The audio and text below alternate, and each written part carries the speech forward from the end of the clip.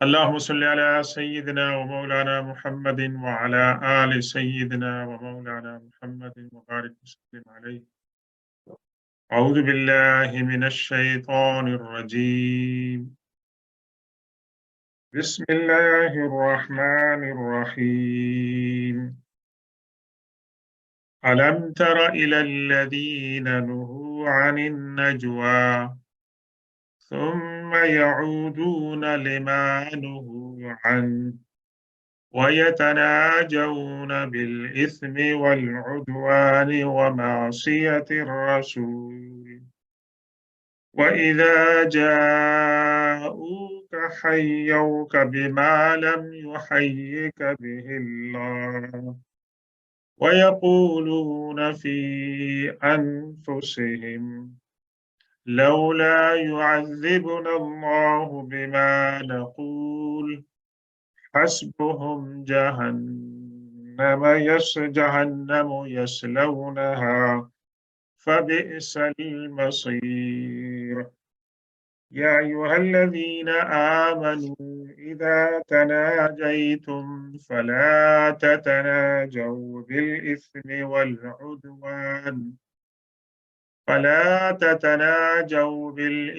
والعدوان ومعصية الرسول وتناجوا بالبر والتقوى واتقوا الله الذي إليه تحشرون. إنما النجوى من الشيطان ليحزن الذين آمنوا وليس بضارهم شيئا إلا بإذن الله وعلى الله فليتوكل المؤمنون. صدق الله مولانا العظيم وبلغنا رسوله النبي الأمين الكريم ونحن على ذلك لمن الشاهدين والشاكرين والحمد لله رب العالمين. السلام علیکم ورحمۃ اللہ تعالی وبرکاتہ۔ وعلیکم السلام۔ ہم پچھلے درس میں سورہ مجادلہ کی آیت نمبر 8 تک پہنچے تھے اور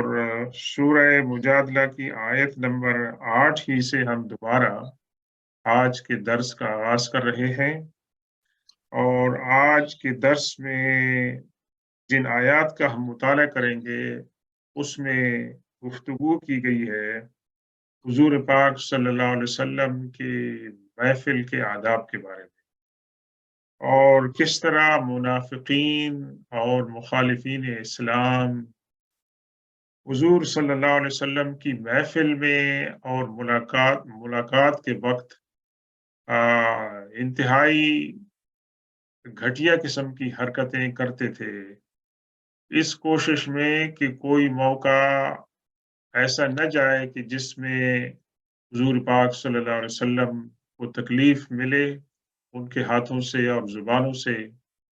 اور حضور پاک صلی اللہ علیہ وسلم کی توہین کا۔ اور چونکہ ان کا طریقہ ایسے ہوتا تھا کہ جس میں بظاہر وہ پولائٹ نظر آتے تھے، لیکن اللہ تبارک و تعالیٰ دلوں کا حال جانتا ہے، تو بعض اوقات ان کے جو رویے تھے وہ مسلمانوں کے لیے مشکلات پیدا کرتے تھے اننوینگلی، یعنی ان کو پتہ نہیں ہوتا تھا کہ وہ کیا کہتے تھے۔ مثال کے طور پر سورہ بقرہ میں اللہ تبارک و تعالیٰ نے فرمایا کہ اے مسلمانوں، جب تم حضور پاک صلی اللہ علیہ وسلم کے ساتھ بات کرو تو لا تقولوا راعنا، تم راعنا کا الفاظ استعمال نہ کرو۔ راعنا اصل میں 2 چیزوں پر مشتمل ہے۔ رعا یرعا سے اس میں فعل امر ہے، کمانڈ ہے کہ آپ ہماری رعایت کریں، لیکن اسی راعی عین کے نیچے آپ زیر کو تھوڑا سا زیادہ آپ اس کو لے جائیں اور وہ یا کے ساتھ بدل جائے، راعی بجائے راعی اگر کہیں تو ٹھیک ہے، لیکن وہ راعی کے بجائے راعی کہتے تھے، اور راعی کے اندر را کے اندر اگر آپ یا ڈال دیں گے تو راعی سے مراد کون ہوتا ہے؟ जो बकरियों और भेड़ बाड़ियों की रखवाली करने वाला, शेपर्ड जो है, उसको कहते थे। तो उनके कहने का मकसद ये था कि बजाय इसके कि वो कह रहे थे कि हम हुजूर से हमको ये कह रहे हैं कि राइना, हमारी रियायत करो, लेकिन वो जुबान को बिगाड़ के कहते थे राइना, एक चरवाहे, अस्तगफिरुल्लाह। तो ये यानी उनकी बहुत ही घटिया सी हरकत थी। इसी तरीके से इस सूरत के अंदर अल्लाह तबारक व तआला उनके बारे में कह रहा है कि जब वो हुजूर पाक सल्लल्लाहु अलैहि वसल्लम और मुसलमानों से मिलते थे, तो 2 या 3 आदमी एक साइड पर होकर विस्परिंग करते थे। और ये इंसानी फितरत है कि अगर आप महफ़िल में बैठे हैं, 2-3 आदमी, एक आदमी को छोड़कर जो उसी ग्रुप में है, उसको छोड़कर अगर आप 2 या 3 आदमी आपस में विस्परिंग करेंगे, खुसर-फुसर करेंगे, या आप एक डिफरेंट ज़ुबान इस्तेमाल करेंगे, उससे कि जो आपका चौथा साथी है वो समझता है, तो ये जो विस्परिंग है ये काबिल मुज़म्मत है। तो वो इस तरह की बातें करते थे और उनकी जो विस्परिंग होती थी उसके अंदर हुजूर पाक सल्लल्लाहु अलैहि वसल्लम और मुसलमानों को तकलीफ पहुंचाने की होती थी, और उनको इससे पहले मना किया गया था, लेकिन वो इससे बाज नहीं आए और वो इम्तिहान लेने लगे अल्लाह तबारक व तआला का और हुजूर पाक सल्लल्लाहु अलैहि वसल्लम की रिसालत का। तो यही बात जो है वो की गई थी आयत नंबर 8 में, कि जब उनके मना किया गया और फिर वो जब आपकी महफिल में आते थे तो आपको उस तरीके से आदाब और तस्लीमात नहीं पेश करते थे जिस तरह अल्लाह ने कहा है। मिसाल के तौर पर अस्सलाम जब आप कहते हैं तो अस्सलाम के माने होते हैं पीस, और अस्सलाम में से अगर आप लाम निकाल दें, उसको डिलीट कर दें, तो वो बन जाएगा अस्साम। तो अस्सलाम और अस्साम में बहुत फ़र्क है। अस्साम जो है उसके माने हैं डेथ और ज़हर के हैं। तो बजाय हुजूर पाक सल्लल्लाहु अलैहि वसल्लम को वो कहते कि अस्सलामु अलैका या रसूल अल्लाह या अस्सलामु अलैका या मोहम्मद, वो कहते थे अस्सामु अलैका। अस्सामु अलैका के माने है कि ए रसूल सल्लल्लाहु अलैहि वसल्लम, नऊज़ुबिल्लाह, आपकी पर डेथ हो। अब हज़रत आयशा सिद्दीक़ा रज़ी अल्लाह तआला अन्हा पीछे थी अपने हुजरे के अंदर, तो उन्होंने सुना कि उन्होंने जब कहा कि अस्सलामु अलैकुम, तो हज़रत आयशा रज़ी अल्लाह तआला अन्हा ने अल्फाज का इज़ाफ़ा किया कि तुम पर अल्लाह की लानत। तो अल्लाह के रसूल सल्लल्लाहु अलैहि वसल्लम ने हज़रत आयशा से फरमाया कि तुमने ये जो बात कही है, ये मुनासिब नहीं है। तो उन्होंने, हज़रत आयशा ने कहा कि या रसूल अल्लाह, आपने सुना नहीं? उन्होंने कौन से अल्फाज आपके लिए इस्तेमाल किए? तो अल्लाह के रसूल से फरमाया कि तुमने सुना नहीं कि मैंने क्या कहा था? उन्होंने कहा था अस्सलामु अलैकुम, तो मैंने कहा था व अलैकुम। अगर आपको कोई अस्सलामु अलैकुम कहता है तो आप कहते हैं वालेकुम, ये ठीक है, लेकिन हमें क्या कहा गया है कि हम जवाब में पूरा जवाब दें वालेकुमुस्सलाम। लेकिन अल्लाह के रसूल सल्लल्लाहु अलैहि वसल्लम क्या फरमाते हैं कि अगर आपको कोई ऐसी बदनीयती से गुस्ताखी के अल्फाज कहता है अस्सामु, और आपने सुन लिया है कि उसने उसके अंदर लाम इस्तेमाल नहीं किया है, तो आप उनको कहेंगे वालेकुम, the same thing may happen to you. तो अल्लाह के रसूल सल्लल्लाहु अलैहि वसल्लम ने ये अल्फाज इस्तेमाल फरमाए थे और मुसलमानों को फिर ये तालीम दी, और फिर वो क्या कहते थे कि अपने दिलों में ये कहते थे कि लौला युअज़्ज़िबुनल्लाहु बिमा नक़ूलु, अल्लाह ताला, ये गुस्ताखी की बात हम कर रहे हैं अल्लाह के रसूल की, अल्लाह ताला हमें अजाब क्यों नहीं देता है जो बात हम कहते हैं। अब ये देखें, ये उससे बड़ी गुस्ताखी हो गई। एक तो इंसान गुनाह कबीरा का इर्तिकाब करे, और इससे बड़ा गुनाह नहीं है कि जो इंसान अल्लाह के रसूल सल्लल्लाहु अलैहि वसल्लम की महफिल में बेअदबी का मुज़ाहिरा करे, तो जैसे सूरह हुजरात में बताया गया है कि उनके तमाम ईमान और नेक अमाल ज़ाया हो जाएँगे एक बात से, कि उन्होंने अल्लाह के रसूल सल्लल्लाहु अलैहि वसल्लम की महफिल में आवाज़ बुलंद की, या उन्होंने कोई गुस्ताखी की बात की, वहुम ला यशऊरून, और उनको एहसास भी नहीं होगा कि उनके जो नेक अमाल हैं और ईमान जो है वो ज़ाया हो गए। तो वो ये बात कहते थे कि अल्लाह ताला हमें अज़ाब क्यों नहीं देता, तो ये भी गुस्ताखी की बात है। इसी तरह आप सूरह तौबा में पढ़ते हैं कि मुशरिकीन और ख़ासतौर अबू जहल ने कहा था कि अगर मोहम्मद सल्लल्लाहु अलैहि वसल्लम नऊज़ बिल्लाह सच हैं, तो अल्लाह ताला हमारे ऊपर अज़ाब क्यों नहीं नाज़िल करता? तो अल्लाह ताला ने उसके जवाब में फरमाया था کہ اللہ تعالیٰ اس وقت تک عذاب نہیں نازل کرے گا جب تک کہ یا رسول آپ ان کے اندر موجود ہیں، کیونکہ آپ سراپا مرسی ہیں، رحمت ہیں، شفقت ہیں، تو آپ کا وجود ان کے لیے برکت ہے۔ اور دوسری بات کیا کہی تھی کہ جب تک یہ اللہ سے استغفار کرتے ہیں، معافی مانگتے ہیں، تو اللہ تبارک و تعالیٰ ان کی پر عذاب نازل نہیں فرمائے گا۔ اس سے کیا پتہ چلا ہمیں کہ انسان تو گناہگار ہوتا ہے، خطا کار ہوتا ہے، لیکن انسان اگر استغفار کرتا رہے اور دل سے اللہ تبارک و تعالیٰ کی بارگاہ میں اپنی جو ہے وہ خطاؤں کے بارے میں معافی طلب کرے، تو اللہ تبارک و تعالیٰ ان سے عذاب کو ٹالتا رہتا ہے کہ اللہ کی شان کے خلاف ہے کہ ایک بندہ اللہ سے استغفار کرتا ہے، معافی مانگتا ہے، اور پھر اللہ تبارک و تعالیٰ اس کو عذاب دیتا ہے۔ کیونکہ اللہ تبارک و تعالیٰ ایک حدیث پاک میں ہے کہ اللہ تبارک و تعالیٰ سے زیادہ صبر کرنے والا کوئی نہیں ہے۔ کہ لوگ کہتے ہیں کہ عیسیٰ علیہ السلام نعوذ باللہ اللہ کا بیٹا ہے اور فرشتے اللہ کی بیٹیاں ہیں، اور یہ کہ فلاں جو دیوتے ہیں اور دیوی ہیں وہ اللہ تبارک و تعالیٰ کے پارٹنرز ہیں، تو یہ اللہ تبارک و تعالیٰ کے غضب کو دعوت دینے کے مترادف ہے، تو اللہ تبارک و تعالیٰ اس پہ صبر کرتا ہے۔ اسی طریقے سے جو لوگ جو ہے وہ اللہ تبارک و تعالیٰ کی شان میں گستاخی کرتے ہیں، وہ اللہ تبارک و تعالیٰ کے غضب کو دعوت دیتے ہیں۔ اللہ نے کیا فرمایا؟ حسبہم جہنم یصلونہا، ان کے لیے یہ لوگ جو بات کر رہے ہیں ان کو جہنم ہی کافی ہوگی جس کو یہ لوگ پالیں گے۔ فبئس المصیر، اور یہ برا ہے ٹھکانہ۔ اور اللہ تبارک و تعالیٰ ایک مسلمان کو جو سچے دل سے کلمہ شہادت پڑھتا ہے، حضور پاک صلی اللہ علیہ وسلم کو اللہ کا رسول مانتا ہے، اس کو بہت احتیاط کرنی چاہیے۔ جب بھی حضور پاک صلی اللہ علیہ وسلم کی ذات کا معاملہ آتا ہے، انتہائی ادب اور احترام کے ساتھ ان کا نام لے، اور کوئی ایسی بات نہ کہے جس سے کہ حضور پاک صلی اللہ علیہ وسلم کی شان میں گستاخی ہوتی ہو۔ تو اللہ تبارک و تعالی ہمیں اللہ کے رسول صلی اللہ علیہ وسلم کی محبت اور آپ کا ادب و احترام کرنے کی توفیق عطا فرمائے۔ اس کے بعد یہ موضوع جاری ہے آیت نمبر 19 کے اندر، جس کے اندر خاص طور پر مسلمانوں کو تعلیم اور تلقین کی گئی ہے کہ وہ اللہ کے رسول صلی اللہ علیہ وسلم کی محفل میں جب آئیں تو کس طرح بیٹھیں۔ حضور پاک صلی اللہ علیہ وسلم کی یہ عادت مبارکہ تھی کہ آپ کی محفل میں آپ وہ صحابہ کرام جنہوں نے بدر کے اندر شرکت کی تھی اور دوسرے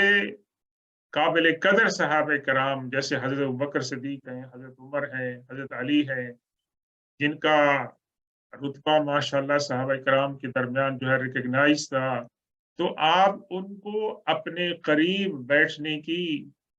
مطلب ترغیب دیتے تھے، اور یہی تقریباً مطلب ہے کہ طریقہ کار تھا۔ لیکن عام صحابہ کرام جو تھے ان کی خواہش بھی ہوتی تھی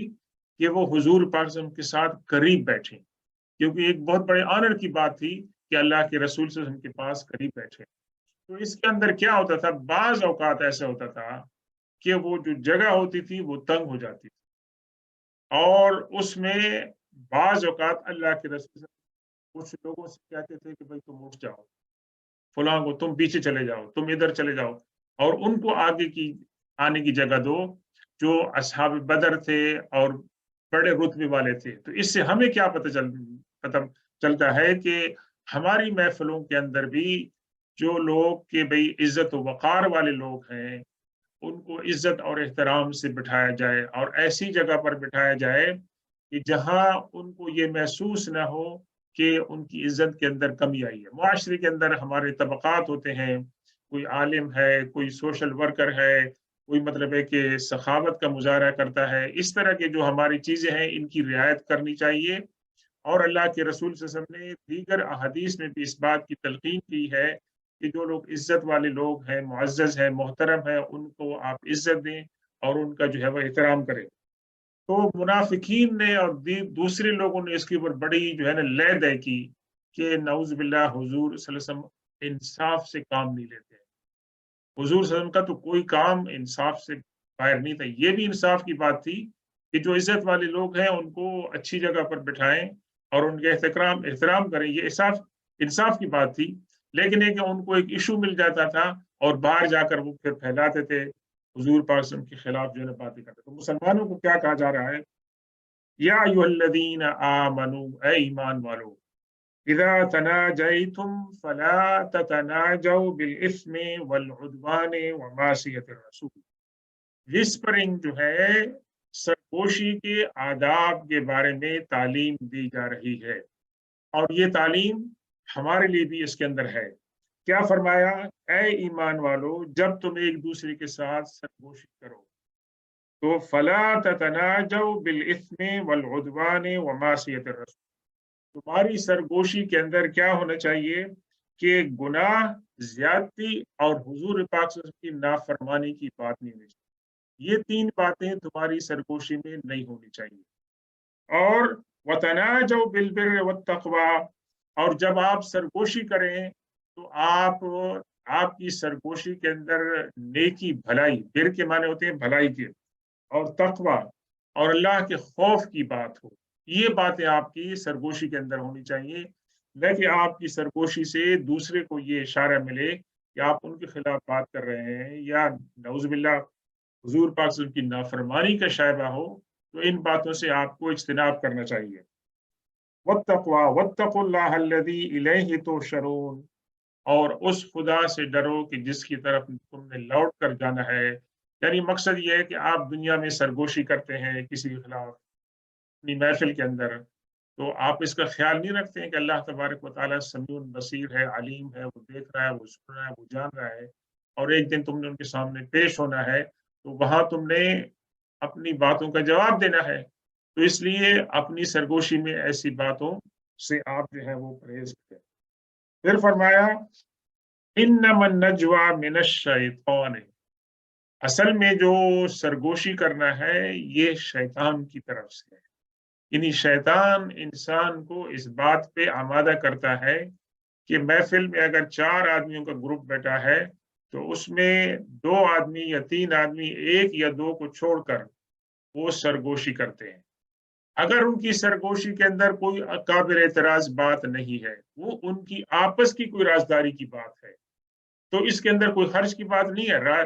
सरगोशी करना बजाते खुद कोई बुरी बात नहीं है।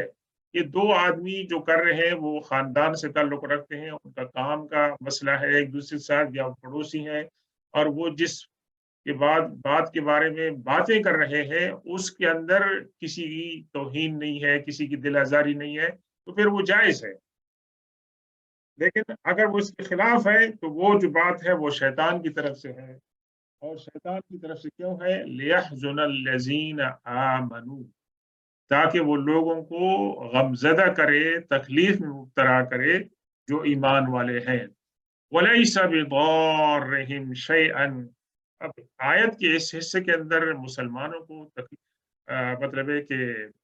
तसल्ली दी जा रही है कि शैतान आपको नुकसान नहीं पहुंचा सकता इल्ला बिइज़्निल्लाह, अगरचे अगर अल्लाह की उसके अंदर इजाजत हो तो फिर तो वो आपको तकलीफ पहुंचा सकता है, लेकिन शैतान को बजाते खुद नफा नुकसान की सलाहियत नहीं है। अल्लाह तबारक व तआला की बाज़ औक़ात मसलहतें होती हैं इस कायनात के अंदर, तो अगर उसके अंदर वो मसलहत शामिल है तो भी, तो फिर तो हो सकता है, लेकिन है कि बजाते खुद शैतान के अंदर ये पावर नहीं है, ये सलाहियत नहीं है कि वो दूसरे इंसान को वअलल्लाहि फलयतवक्कलिल मुमिनून, और अल्लाह तबारक व तआला के ऊपर मुसलमानों को आ, भरोसा जो है वो करना चाहिए। तो ये आदाब हैं मजलिस के जो अल्लाह तबारक व तआला मुसलमानों को बता रहे हैं, और इसके साथ साथ जो मुखालिफिन थे अल्लाह तबारक व तआला उनको जो है वो एक्सपोज भी कर रहे हैं कि वो लोग वहां पर जो है ना वो क्या करते थे। और यहाँ पर हुजूर पाक सल्लल्लाहु अलैहि वसल्लम ने जो बात बताई है सरगोशी के बारे में, और सरगोशी के अंदर जो अच्छी बातें हैं, बुरी बातें हैं, उनके बारे में एक हदीस है जिसको इमाम अहमद बिन हम्बल रज़ी अल्लाह ताला अन्हु ने रिवायत किया है। और वो रिवायत करते हैं हज़रत सफ़वान बिन मुहरिज़ से کہ وہ کہتے ہیں کہ میں نے حضرت عبداللہ بن عمر رضی اللہ تعالیٰ عنہ کا ہاتھ پکڑا، اور اس جب میں نے ان کا ہاتھ پکڑا تو ایک شخص ان کے سامنے آ گیا، تو اس نے پوچھا کہ کیف سمیت رسول اللہ صلی اللہ علیہ وسلم یقول فی النجوى یوم القیامہ، اس نے کوئی حدیث سنی ہوگی، تو وہ اس حدیث کے بارے میں حضرت عبداللہ بن عمر رضی اللہ تعالیٰ عنہ سے معلومات حاصل کرنے لگا کہ آپ اس حدیث کے بارے میں کیا کہتے ہیں کہ قیامت والے دن اللہ تبارک و تعالیٰ سرگوشی کرے گا اپنے بندے کے ساتھ۔ اب یہاں چونکہ سرگوشی کا ذکر آ رہا ہے نا، اور ہم کہہ رہے ہیں کہ سرگوشی بعض اوقات جو ہے وہ اس کے اندر کوئی آبجیکشن نہیں ہے، اور بعض اوقات سرگوشی جو ہے وہ قابل مذمت ہے۔ تو اللہ تبارک و تعالیٰ کس طرح اپنے بندے کے ساتھ اپنی پوری مخلوق کے سامنے سرگوشی کرے گا،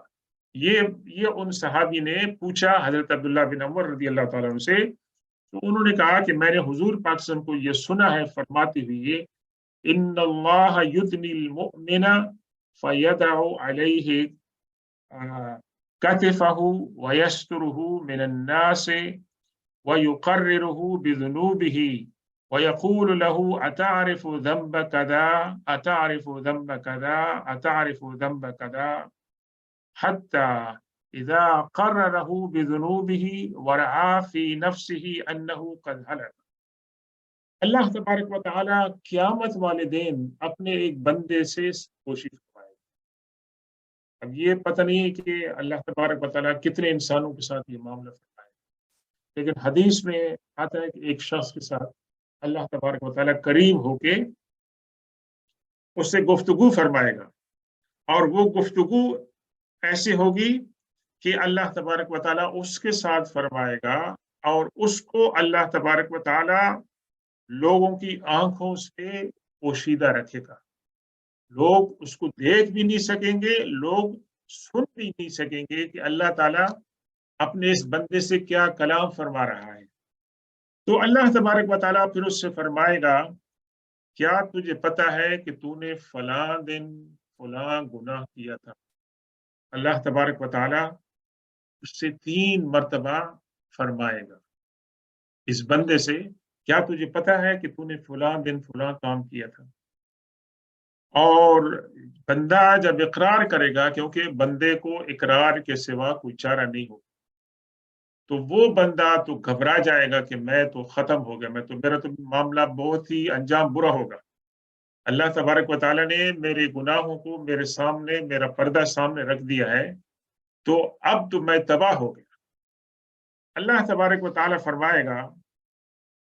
کہ بے شک میں نے فَإِنِّي قَدْ سَتَرْتُهَا عَلَيْكَ فِي الدُّنْيَا، بے شک میں نے تیرے اس گناہ کو دنیا میں لوگوں سے چھپایا، اور تیرے گناہ کو میں نے لوگوں پر ظاہر نہیں کیا، اور آج اس گناہ کو میں تیرے لیے معاف کرتا ہوں۔ یہ اللہ تبارک و تعالیٰ جب بندے کے ساتھ سرگوشی فرمائیں گے تو اس وقت فرمائیں گے کہ دنیا میں تیرے گناہوں کو میں نے چھپایا لوگوں سے، اور آج اس گناہ کو میں تیرے لیے معاف کرتا ہوں۔ اور پھر اللہ تبارک و تعالیٰ اس کو اس کی نیکیوں کی کتاب اور دفتر اس کے حوالے کریں گے۔ اللہ تعالیٰ اس کے گناہوں کو چھپا دے گا یا مٹا دے گا، جو بھی صورت ہوگی، لیکن اللہ تبارک و تعالیٰ جو اس کی نیکیوں کی مطلب یہ بک ہوگی، رجسٹر ہوگی، وہ اس کے حوالے کرے گا کہ یہ لو تمہاری یہ بک ہے، اور اس کے اندر نیکیاں ہیں، اور گناہ جو ہیں وہ میں نے دنیا میں جس طرح چھپائے تھے اسی طرح آخرت میں میں نے لوگوں سے چھپائے ہیں۔ تو اللہ تبارک و تعالیٰ سے ہر وقت یہ دعا کرنی چاہیے کہ اللہ تبارک و تعالیٰ ہمارے گناہ ہماری برائیاں جو ہیں ان پہ پردہ رکھے، اور اللہ تبارک و تعالیٰ جس طرح ہمارے گناہوں پہ دنیا میں پردہ فرماتا ہے، اللہ تعالیٰ اسی طرح آخرت میں مخلوق کے سامنے ہمیں شرمندہ ہونے سے بچائے۔ آخرت میں حضور پاک صلی اللہ علیہ وسلم ہوں گے، ہمارے والدین ہوں گے، ہماری فیملی کے لوگ ہوں گے، ہمارے جان پہچان کے لوگ ہوں گے، اللہ تعالیٰ ان تمام کے سامنے ہماری رسوائی نہ کرے۔ या सत्तार, अल्लाहुम्मा अस्तिरना बिसित्रिकल जमील, अल्लाहुम्मा अस्तिर औरातना। ये हुजूर पास उनकी दुआएं हैं। अल्लाह ताला से इंसान पनाह मांगे कि इंसान के गुनाहों की जो है वो पर्दाफाशी न हो, दुनिया में भी और आखिरत में भी। और जहां तक ये कुफार होंगे, मुनाफिकून होंगे, तो उनके लिए जो गवाह होंगे, अशहाद, अशहाद मीन्स विटनेसेस, और इससे मुराद सिर्फ विटनेसेस नहीं है जो कि हाथ पांव हैं, बल्कि इससे मुराद जानदार विटनेसेस भी हैं और दीगर मखलूकात भी हैं। तो उनके बारे में क्या कहेंगे? हाउलाइल्लज़ीन कज़बू अला रब्बिहिम अला लानतुल्लाहि अला ज़ालिमीन। उनके बारे में वो जो गवाह हैं वो अलल ऐलान करेंगे, वो अलल ऐलान करेंगे मखलूक के सामने, और अल्लाह तबारक व तआला उनको इजाजत देगा कि ये जो लोग हैं इन्होंने अल्लाह के खिलाफ बातें की थी दुनिया में, खुदा नहीं है, नाउज़ु बिल्लाह, और जो भी गुस्ताखी की बातें उन्होंने की थी, तो वो उनके खिलाफ गवाही देंगे और उनकी गवाही को तमाम लोग मखलूकात देखेंगे और सुनेंगे। और फिर अल्लाह तबारक व तआला वो भी फरमाएंगे कि अल्लाह तबारक व तआला की लानत हो किन के ऊपर? जालिमों पर, यानी वो जो लोग अल्लाह के साथ किसी को शरीक ठहराते हैं, वो लोग जो हैं वो जालिम हैं। और फिर उसके बाद अल्लाह तबारक व तआला ने आ,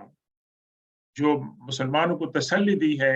कि शैतान असल में सरगोशी इंसानों के अंदर वो डालता है, इसलिए मुसलमानों को उससे जो है वो मायूस नहीं होनी चाहिए। और फिर अल्लाह के रसूल सल्लल्लाहु अलैहि वसल्लम ने ये वसीयत फरमाई, इज़ा कुंतुम सलासतन फला यतनाजा इस्नानी दून साहिबिहिमा फ़इन्न ज़ालिका युहज़िनुहु। ये अल्लाह के रसूल से फरमाया कि जब आप लोग किसी ग्रुप में 3 आदमी हैं, जी, और तो 3 आदमी क्या करें कि 2 आदमी अलग हो जाएं और वो आपस में सरगोशी करें, इस तरह न करें। और तीसरा जो है फिर वो जब देखेगा तो उसको महसूस होगा कि कोई ऐसी बात है ये जो मुझसे छुपा रहे हैं। और ये आपने आम तौर से देखा होगा कि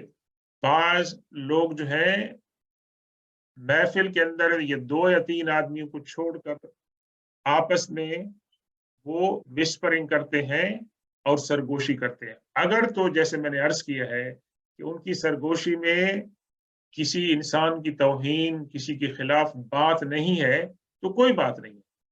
आपस की बात है, फैमिली की बात है, काम की बात है, कोई और ऐसी जो उनकी राजदारी की है, तो राजदारी रखनी चाहिए। और हर बात हर एक को नहीं बतानी चाहिए, क्योंकि जो सुनने वाले हैं वो मुख्तलिफ मिजाज के होते हैं। कोई बात आप हमदर्दी के तौर पर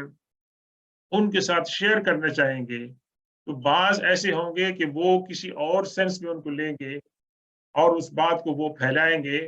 तो जिससे आपकी ऑनर को, आपकी इज़्ज़त को, आपके ख़ानदान को तकलीफ़ हो सकती है। अगर ऐसा मामला है, तो फिर इसमें राज़दारी जो है वो रखनी चाहिए। और फिर हमें ये भी हुक्म दिया गया है कि अगर आपके पास किसी का राज़ है, किसी की कॉन्फिडेंशियलिटी है, तो उसको आप मेंटेन करें। वो आप दूसरे लोगों तक नहीं पहुँचाएँ, क्योंकि ये ख़यानत होती है और ये किसी की अमानत होती है, उसका जो है वो लिहाज़ रखना चाहिए। ये आदाब हैं मुआशरती ज़िंदगी के जो इस्लाम ने हमें सिखाए हैं। हर मतलब है कि शोबे में इस्लाम ने अपनी तालीमात जो हैं वो अपने मानने वालों को बताई है। उसके बाद अब मजलिस के आदाब के बारे में बात हो रही है आयत नंबर 11 के अंदर। या अय्युहल्लज़ीना आमनू इज़ा क़ील लकुम तफ़स्सहू फ़िल मजालिसि फफ़्सहू यफ़्सहिल्लाहु लकुम व इज़ा क़ील अंशुज़ू फ़ंशुज़ू यरफ़इल्लाहु अल्लज़ीना आमनू मिनकुम वल्लज़ीना ऊतुल इल्म दरजात वल्लाहु बिमा तामलून ख़बीर। अल्लाह तबारक व तआला मुसलमानों को फरमा रहे हैं कि जब आप मजलिस में आए और आपको कहा जाए मजलिस में कि थोड़ी सी स्पेस बनाएं, मतलब ये आप सुकड़ के बैठे हैं, आप बहुत ही रिलैक्स होके बैठे हैं, इत्मीनान से बैठे हैं, لیکن محفل میں اگر کچھ اور لوگ آ گئے تو آپ تھوڑا سا اپنے آپ کو تنگ کر لیں تاکہ اور لوگوں کی بیٹھنے کی جگہ بنے. کہتے ہیں نا کہ اگر دل میں جگہ ہو تو گھر میں جگہ بن جاتی ہے، لیکن اگر دل میں جگہ نہ ہو تو پھر آپ کہیں گے ہمارے پاس اسپیس کی کمی ہے، کیونکہ آپ اتنی پالتی اور لے کے بیٹھ جائیں کہ جہاں وہ 3 آدمیوں کی بیٹھنے کی جگہ ہے وہ آپ نے اکیلے جو ہے نا وہ سنبھالی ہوئی ہے. اگر تو گنجائش ہے تو آپ بے شک ریلیکس ہو کے بیٹھیں، لیکن اگر محفل میں زیادہ لوگ آ رہے ہیں، بعض اوقات ایسے ہو جاتا ہے کہ جگہ تھوڑی ہوتی ہے، لوگ زیادہ آ جاتے ہیں، اس کے اندر ایک تھوڑی سی تکلیف کر کے دوسرے لوگوں کو بیٹھنے کی جگہ دیں، تو یہ دل کی جو مطلب ہے کہ کشادگی ہے اس پہ دلالت کرتی ہے. اور بعض اوقات جیسے کہ ہم نے دیکھا ہے کہ اس کے اوپر لوگوں کے اندر جذبات جو ہے نا وہ ہو جاتے ہیں کہ جی آپ نے مجھے محفل سے پراپر جو ہے نا وہ جگہ نہیں دی، مجھے اٹھا دیا وہاں سے فلاں پہ ٹھہرا. یہ تمام تحمل اور برداشت کی باتیں ہیں، کیونکہ محفل میں جو بات ہو رہی ہے وہ پرائرٹی ہے، وہ امپورٹنٹ ہے. نہ یہ کہ میں اوپر بیٹھا ہوں یا نیچے بیٹھا ہوں یا میں ویزیبل ہوں یا نہیں ویزیبل ہوں، یہ معاملہ نہیں ہوتا ہے. معاملہ یہ ہوتا ہے کہ for the greater benefit of مجلس، وہاں اگر تھوڑے سا انسان اپنے آپ کو جو ہے نا انکمفرٹیبل بنا لے دوسروں کے لیے تو یہ بات اچھی ہوتی ہے. یہی تو کہا جا رہا ہے اے ایمان والو، جب تمہیں کہا جائے تفسحوا فی المجالس، مجلسوں کے اندر کشادگی پیدا کرو، فافسحوا اور تم کشادگی کا مظاہرہ کرو، یفسح اللہ لکم، اللہ تبارک و تعالیٰ تمہارے لیے کشادگی پیدا فرمائے گا. وَإِذَا قِيلَ انشُزُوا، اور جب تمہیں کہا جائے کہ اٹھ، کسی محفل میں محفل کا امیر، محفل کا منتظم آپ کو کہہ رہا ہے کہ پلیز آپ اٹھ جا کے یہاں جا کے بیٹھ جائیں، تو آپ اس کے ساتھ تکرار مت کریں، اس کے ساتھ بحث نہیں کریں، اس سے نہیں پوچھیں کہ بھی آپ نے مجھے کیوں کہا. فَانشُزُوا، اٹھ جاؤ تم. يرفع اللہ الذین آمنوا منکم والذین اوتوا العلم درجات. جب آپ اس منتظم کی اور امیر کی بات کو سنیں گے تو اللہ تبارک و تعالیٰ کیا فرماتا ہے کہ اللہ تعالیٰ جو تمہاری محفل میں تمہارے گروپ میں جو ایمان والے ہیں اللہ تعالیٰ ان کے درجات کو بلند فرماتا ہے. والذین اوتوا العلم، اور وہ لوگ کہ جن کو علم دیا گیا ہے، نالج دیا گیا ہے، اللہ تبارک و تعالیٰ ان کا مقام جو ہے وہ بلند کرتا ہے. حضرت آپ نے قتادہ رضی اللہ تعالیٰ عنہ فرماتے ہیں کہ یہ آیت جو نازل ہوئی ہے یہ ذکر کی محفلوں کے بارے میں نازل ہوئی ہے کہ جب اللہ کا ذکر ہو رہا ہو، اللہ کے رسول کی بات ہو رہی ہے، کہیں دین کی بات ہو رہی ہو، تو وہاں پر یہ مظاہرہ کرنا چاہیے. تو یہ ان لوگوں کے بارے میں کہتے ہیں کہ جو جب کسی کو آتے ہوئے دیکھتے تھے نئے آدمی کو تو وہ اپنی محفل کو تنگ کر دیتے تھے تاکہ اس کو جگہ نہ ملے اور وہ آدمی پریشان ہو. تو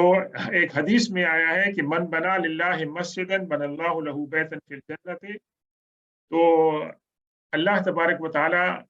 کہ حضور صلی اللہ علیہ وسلم فرمایا کہ جس نے اللہ کے لیے مسجد بنائی اللہ تعالیٰ اس کے لیے جنت کے اندر گھر بناتا ہے. تو یہ ان لوگوں کا ذکر ہے کہ جو دوسرے لوگوں کا احترام کرتے ہیں اور ان کے لیے خیال رکھتے ہیں. اور مقاتل بن حیان کہتے ہیں کہ یہ آیت جو تھی وہ جمعے والے دن کے لیے نازل ہوئی تھی کہ حضور صلی اللہ علیہ وسلم صفہ میں جو ساتھ میں چبوترا ہوتا تھا آپ کے حجرے کے سامنے مسجد کے اندر، تو اور وہ جگہ جو تھی وہ تنگ ہوتی تھی، اور آپ جو تھی وہ مہاجرین و انصار میں جو اہل بدر تھے جنہوں نے بدر میں شرکت کی تھی آپ ان کا احترام کرتے تھے. اور بعد میں اصحاب بدر آئے اور ان سے دوسرے لوگ پہلے جا کے حضور صلی اللہ علیہ وسلم کے قریب بیٹھ گئے تھے، تو انہوں نے مطلب ہے کہ ان لوگوں کے لیے کیا کیا کہ جگہ دینے سے انہوں نے انکار کیا. تو اللہ کے رسول صلی اللہ علیہ وسلم نے وہاں سے لوگوں کو اٹھایا اور کچھ لوگوں کو اس بات پہ بڑی وہ ہوئی کہ حضور صلی اللہ علیہ وسلم نے اعوذ باللہ ان کی توہین کی ہے. تو اللہ کے رسول صلی اللہ علیہ وسلم کیا فرمایا؟ رحم اللہ رجلا یفسح لاخیہ، اللہ تعالیٰ اس بندے پر رحم فرمائے کہ جو اپنے بھائی کے لیے अपने आप को तंग करके उसके लिए जगह बनाता है ताकि वो कुशादा होके बैठ जाए। तो लोगों ने फिर जो है ना इस बात पे उन्होंने वो किया, और जो मुसलमान थे वो लोग इन बातों पर एहतराम करते थे। और यही आदाब महफिल के बारे में अल्लाह के रसूल सल्लल्लाहु अलैहि वसल्लम ने फरमाया कि क़ूमू इला सय्यिदिकुम, जब कोई खानदान का, कबीले का सरबराह आता था तो आप फरमाते थे अपने सरदार के एहतराम में खड़े हो जाए। यानी अगर हम लोग बैठे हैं और कोई ऐसी शख्सियत आती है कि जो मुअज़्ज़ज़ है, तो हमें खड़े होकर उसका इस्तकबाल करना चाहिए। क्योंकि बाज़ लोग ये भी अपनी बड़ाई और अना का मसला करते हैं कि अगर आप बैठी हुई हैं, कोई बुजुर्ग आ गया, कोई बड़े मर्तबे वाले आ गया, तो आप उसके लिए नहीं खड़े होते हैं, कहते हैं ये शिर्क। इसके अंदर कोई शिर्क की बात नहीं है, इसके अंदर एहतराम की बात है, ये माशरती आदाब हैं। तो आप उसके सामने खड़े हो जाएं, अल्लाह के रसूल सल्लल्लाहु अलैहि वसल्लम ने फरमाया। इसके मुकाबले में अल्लाह के रसूल सल्लल्लाहु अलैहि वसल्लम ने एक दूसरी हदीस बताई है जिस पर हमें गौर करना चाहिए, जिस पर हमें अमल करना चाहिए। क्या फरमाया कि मन अहब्बा अन यतमस्सल लहु रिजालु क़ियामन फलयतबव्वा मक़अदहु मिनन नार। बहुत ही सीरियस हदीस है। अगर कोई शख्स अपने दिल में ये ख्वाहिश रखता है कि जब वो जाए तो लोग उसके लिए एहतराम नहीं करें, एक तो ये कि लोग बखुद बगैर किसी उसके एहतरामन खड़े हो जाए। एक नहीं, एक शख्स कहता है नहीं मैं जाऊं तो लोग मेरे एहतराम में खड़े हो जाए, उसके दिल के अंदर ये ख्वाहिश है कि मेरी इज्जत होगी और मेरा वक़ार जो है बढ़ेगा। अगर किसी के दिल में ये बात है कि वो लोग उसके लिए खड़े हो जाएं, तो अल्लाह के रसूल से फरमाया कि ऐसी ख्वाहिश अगर कोई शख्स रखेगा तो ऐसे शख्स को अपनी बैठक, अपनी सीट जहन्नम के अंदर पकड़नी चाहिए। कि वो इंसानों से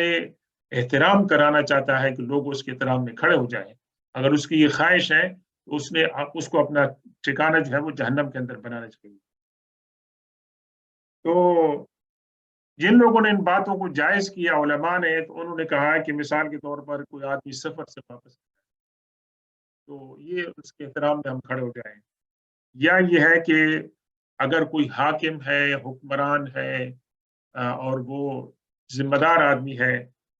उसके ऊपर जो है ना खड़े हो जाएं। इसी तरीके से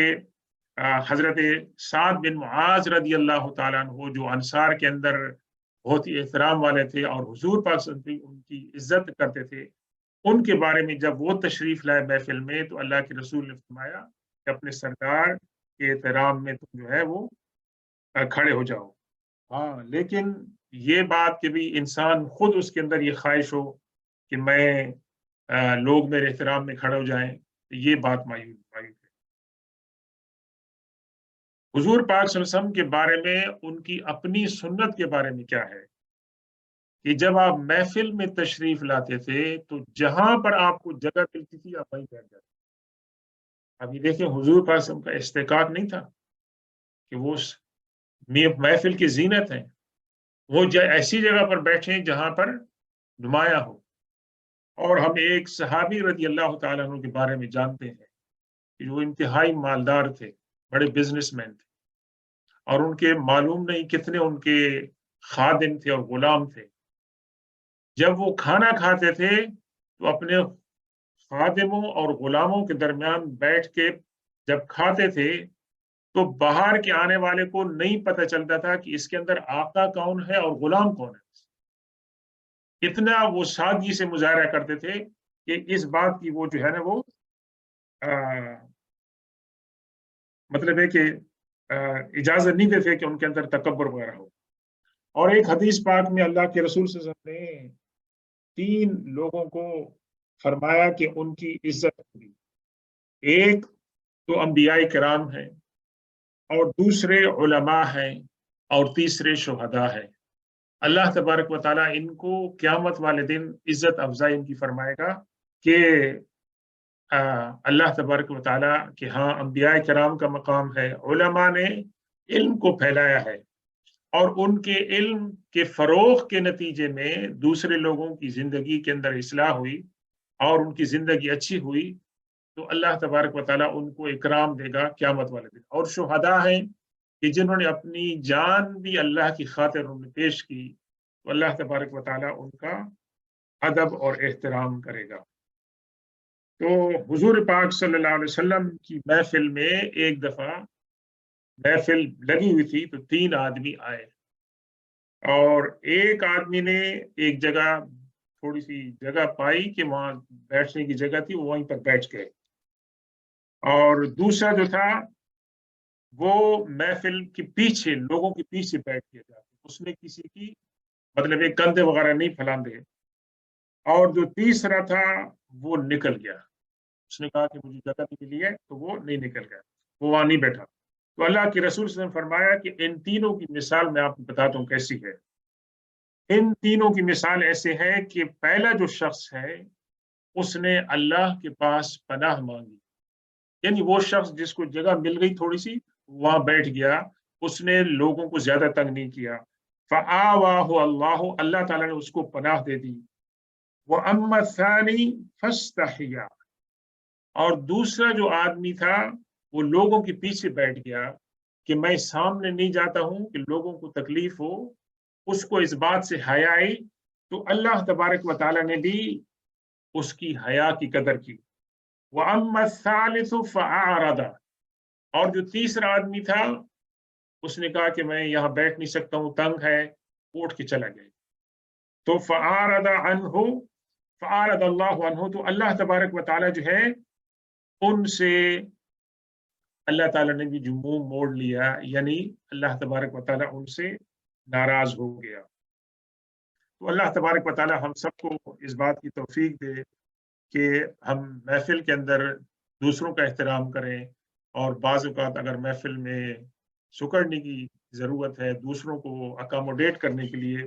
تو اس کے اندر ہمیں جو ہے نا ایسی باتوں کا خیال رکھنا چاہیے۔ یا ایھا الذین آمنوا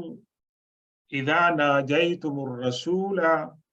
فقدموا بین یدی نجواکم صدقہ ذلک خیر لکم واطہر فإن لم تجدوا فإن اللہ غفور رحیم۔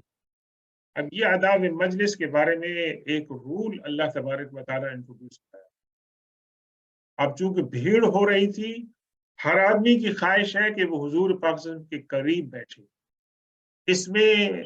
دوسروں کو بھی آپ تکلیف پہنچا رہے ہیں، اور سب سے زیادہ یہ ہے کہ حضور پاک صلی اللہ علیہ وسلم کے لیے تکلیف تھی، لیکن اللہ کے رسول صلی اللہ علیہ وسلم حیادار تھے، آپ اپنی تکلیف کو برداشت کرتے تھے لیکن اس پہ شکایت نہیں کرتے تھے، لیکن اللہ تبارک والا دیکھ رہا ہے، تو اللہ تبارک و تعالیٰ نے کیا فرمایا، اے مسلمانوں جب تم اللہ کے رسول صلی اللہ علیہ وسلم کے ساتھ سرگوشی کرو، یعنی ایک یہ پیٹرن بن گیا، ایک تو وہ لوگ تھے ضرورت مند لوگ تھے کہ جو اللہ کے رسول کے ساتھ آ کے سرگوشی کرتے، آپ میرے لیے دعا کریں، میرا یہ پرابلم مجھے بتائیں میں کیا کروں، جینون لوگ تھے، لیکن اس کو لوگوں نے ایک وہ بنا لیا کہ بہانہ کہ اس کے ذریعے سے دوسرے لوگ ہمیں دیکھیں گے تو ہماری عزت ہوگی، اور یہ ہے کہ حضور صلی اللہ علیہ وسلم کا قرب ہمیں حاصل ہوگا، لیکن اس کے کانسیکوینسز کیا تھے کہ محفل میں دوسرے لوگوں کو جگہ نہیں ملتی تھی، اور اللہ کے رسول صلی اللہ علیہ وسلم کو تکلیف ہو رہی تھی۔ تو اللہ نے کیا فرمایا، اے ایمان والو جب تم اللہ کے رسول صلی اللہ علیہ وسلم کے ساتھ سرگوشی کرنا چاہو تو سرگوشی کرنے سے پہلے کوئی چیز بطور چیریٹی کی پیش کرو، کچھ صدقہ اور خیرات کرو، یہ یعنی اللہ تبارک و تعالیٰ نے ایک قانون ان کے درمیان متعارف کرایا۔ تو اب ظاہر ہے کہ جو لوگ جینونی جن کی ضرورت ہوگی تو وہ لوگ آئیں گے، ہر آدمی تو نہیں آئے گا، کیونکہ اب ہر آدمی افورڈ بھی نہیں کر سکتا ہے۔ تو اللہ نے یہ فرمایا ذالک خیر لکم واطہر، یہ تمہارے لیے بہتر ہے اور زیادہ پاکیزگی کا اس کے اندر مظاہرہ ہے۔ فإن لم تجدوا فإن اللہ غفور رحیم، اگر تم لوگ افورڈ نہیں کر سکتے ہو یہ چیریٹی نذرانہ، تو اللہ تبارک و تعالیٰ جو ہے وہ معاف فرمانے والا ہے۔ اشفقتم ان تقدموا بین یدی نجواکم صدقات فَإِذْ لَمْ تَفْعَلُوا وَتَابَ اللَّهُ عَلَيْكُمْ فَأَقِيمُوا الصَّلَاةَ وَآتُوا الزَّكَاةَ وَأَطِيعُوا اللَّهَ وَرَسُولَهُ وَاللَّهُ خَبِيرٌ بِمَا تَعْمَلُونَ۔ کیا تم اس بات سے بھی گھبراتے ہو اور ڈرتے ہو کہ اپنے جو رسول اللہ کے ساتھ جو سرگوشیاں ہیں اس سے پہلے تم کوئی صدقات کوئی چیریٹی پیش کر سکتے ہو؟ کیا تمہارے پاس اس کی بھی گنجائش نہیں ہے؟ نہیں، اگر تم لوگ یہ نہ کر سکو، وتاب اللہ علیکم، اور اللہ تبارک و تعالیٰ تمہارے اوپر توجہ فرمائے اور توبہ فرمائے۔ تو دیکھیں پہلی جو آیت ہے، آیت نمبر 12 کے اندر تو یہ رول انٹروڈیوس کرایا جا رہا ہے، آیت نمبر 13 کے اندر یہ رول منسوخ کیا جا رہا ہے۔ یعنی بعض جواب میں آتا ہے کہ یہ قانون ایک دن کے لیے تھا، صبح تھا پھر شام کو ایبروگیشن ہو گیا۔ بعض روایت میں آیا کہ اس میں اندر 4-5 دن لگے، ہفتہ لگا، 10 دن لگے۔ لیکن دیکھیں آپ آیتوں کے درمیان آیتوں کے نزول میں زیادہ گیپ نہیں ہے، تو یہ آیتوں بعض اوقات تو کچھ آیتیں ابتدا میں کہیں پر لکھی ہوئی ہیں، بعض میں اس کی منسوخی کئی آیات کے بعد ہوتی ہے، اور یہی بات آپ کو حدیث میں ملتی ہے کہ اللہ کے رسول صلی اللہ علیہ وسلم نے ایک بات فرمائی اور اس کے بعد اس کو منسوخ فرما دیا۔ تو یہ آیت نمبر 13 کے اندر تو 12 کے اندر تو اللہ تبارک تعالیٰ نے یہ معاملہ انٹروڈیوس فرمایا، لیکن پھر اللہ تبارک و تعالیٰ نے اس کو منسوخ فرما دیا کہ اس سے مطلب مراد یہ نہیں تھی کہ مسلمانوں کے اوپر یا جو سرگوشی میں تنہائی میں رازداری میں بات کرنا چاہتے ہیں ان کے اوپر کوئی مشقت کوئی تکلیف جو ہے وہ ڈالی جائے۔ تو اللہ نے فرما دیا اگر تم نہیں کر سکتے ہو، اللہ تعالیٰ تمہارے اوپر اس عاجزی کو قبول فرمائے گا اور تمہاری توبہ کو قبول فرمائے گا۔ فَأَقِیمُوا الصَّلَاةَ، تو تمہارا کام کیا، مین کام کیا ہے کہ تم نماز کو قائم کرو، آتوا الزکاۃ، زکوٰۃ کو ادا کرو، وَأَطِیعُوا اللَّهَ وَرَسُولَهُ، اللہ اور اس کے رسول کی پیروی کرو، وَاللَّهُ خَبِیرٌ بِمَا تَعْمَلُونَ، اللہ تعالیٰ جانتا ہے تم لوگ کیا کرتے ہیں۔ یعنی مقصد اللہ تبارک و تعالیٰ کا یہ نہیں تھا کہ تمہیں تکلیف کے اندر ڈالا جائے، اور یہ کہ جو لوگ کی حضور صلی اللہ علیہ وسلم کے پاس قریب ہوتے ہیں، رازداری میں باتیں کرتے ہیں، کسی کو یہ اسمپشن نہیں ہونی چاہیے کہ ان کا مقام بڑا ہے۔ اصل جو بات ہے وہ یہ ہے کہ نماز کو قائم کرنا، زکوٰۃ کو ادا کرنا، اللہ اور اس کے رسول صلی اللہ علیہ وسلم کی پیروی کرنا، یہ باتیں زیادہ اہم ہیں، اور اللہ تعالیٰ دلوں کے حال کو جانتا ہے، وہ بہتر جانتا ہے کہ کون اخلاص کے ساتھ اللہ کے رسول صلی اللہ علیہ وسلم کی پیروی کر رہا ہے اور کون نہیں کر رہا ہے۔ تو اس آیت میں جو پرانا جو پہلا جو مطلب ہے کہ قانون تھا، اللہ تبارک و تعالیٰ نے اس کو منسوخ کر دیا۔ اس کے اندر چند ایک باتیں اور ہیں، انشاءاللہ ہم اس کو آئندہ کے درس میں باتیں کریں گے۔ تو یہ آیت نمبر 13 سورہ مجادلہ کی ہے، اس کے اوپر ہم کنکلوڈ کرتے ہیں۔ اللہ تبارک و تعالیٰ سے دعا ہے کہ آج ہم نے جن آیات کا مطالعہ کیا ہے ان کا ترجمہ اور تشریح ہوئی، اللہ تعالیٰ ہماری طرف سے اس کو قبول فرمائے، ہمارے پڑھنے کو اور سننے کو، اور اللہ تعالیٰ ہمیں ان پر باتوں پر غور و فکر کرنے کی توفیق عطا فرمائے اور ان پر عمل کرنے کی توفیق عطا فرمائے۔ سبحان ربک رب العزت عما یصفون وسلام علی المرسلین والحمد للہ رب العالمین، والسلام علیکم ورحمۃ اللہ تعالی وبرکاتہ۔